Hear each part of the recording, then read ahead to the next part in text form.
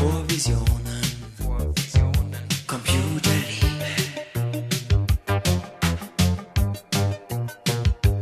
Doch die Stimme vom Computer zieht mich magisch an. Die zieht mich an. Die Module spielen verrückt. Mensch, ich bin total verliebt. Voll auf Liebe programmiert. Mit Gefühl. Schalt mich ein und schalt mich aus. Die Gefühle müssen raus. Ganz egal, was dann passiert. Ich brauch Liebe. Sind Gefühle nicht verboten? Was ist Liebe? Was ist Liebe?